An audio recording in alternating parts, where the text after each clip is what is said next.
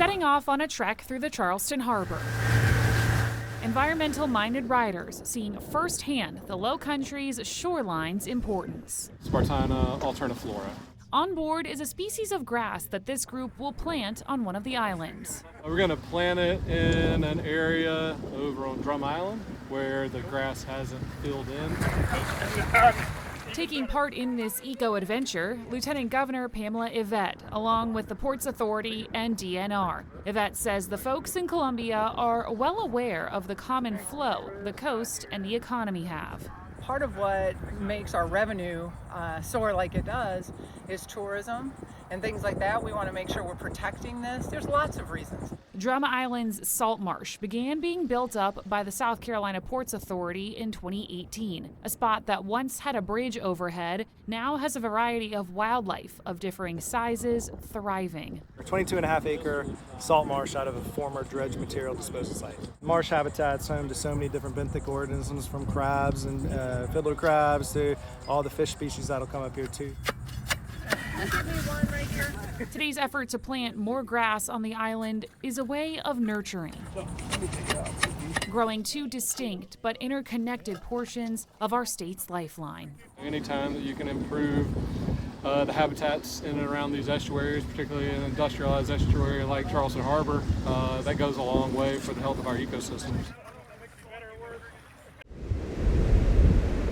Early morning lessons. There's no way that could go back into its shell. Families gathering around a turtle nest on Folly as the Folly Beach Turtle Watch is hard at work. Well, we did an inventory of nest number 14. A deep dig uncovers some turtle facts. 3 days after the nest, that turtles come out of the nest, we dig down and we count the contents of the nest.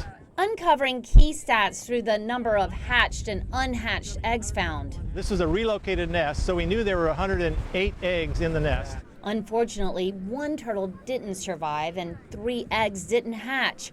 But overall, the numbers are promising.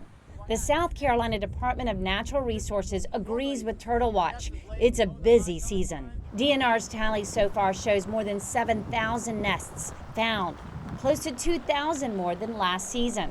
We don't know where they went. We saw some of the tracks going towards the ocean, and we hope they all went that way. We've taken all of the good nesting spots away from our turtles, and they're struggling to survive. The Folly Beach Turtle Watch shared these pics and videos of some success stories. Each public event is a teaching tool, a way of instilling an eco-friendlier outlook for the future. And we actually do live with a ton of animals. It's really important that people get to come here and see our beautiful wildlife and hopefully can respect it. We've been walking the beach every morning since May 1st, and so a good day, we come out and we see a good sunrise. A really great day, we find a nest or we see a nest hatched. Working for you, Ann Emerson, ABC News 4. And our building that we're in right now is 50 years old. Careful, careful. We are at max capacity for our building. All right. We have a little over 400 animals in our care right now. 180-ish are on campus, the rest are out at Foster. So this building was built 50 years ago, and it was planned for the population that we had in Dorchester County at that time. As you can see, Somerville, Dorchester County is booming. More people that come in creates more animals that get lost, abandoned, turned in due to financial reasons or whatever.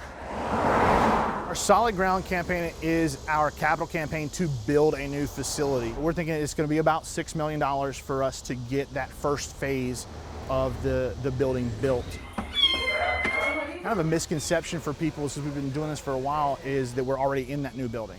We're not in that new building yet. Right now, we are in the phase of working with a shelter architect, and they're helping us design what we need to make sure it works.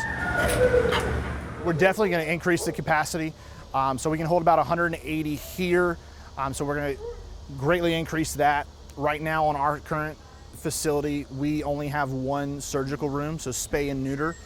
We're going to actually have a bigger room, because the one now is, it's tiny and there's 5 or 6 people working in there.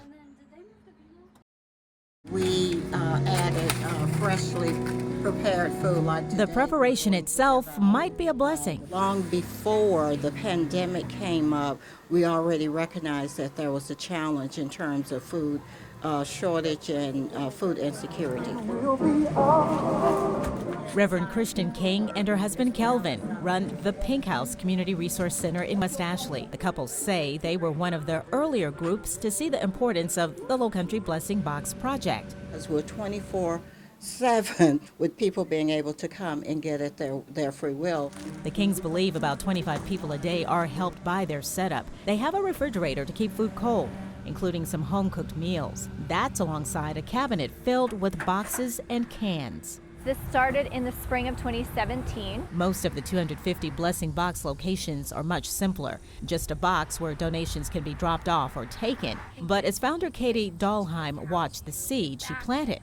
But I can say that I seem to get upticks of messages through our social media or emails when things seem to be a little harder on the economy. Dahlheim says they don't keep stats about the use of the boxes. Connections can be made through social media, making it simpler for those helping to connect with those in need.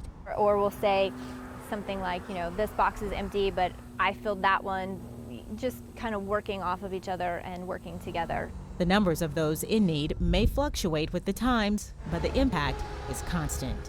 There have been a number of people who've shared with us that there have been times when they really didn't have food in their house.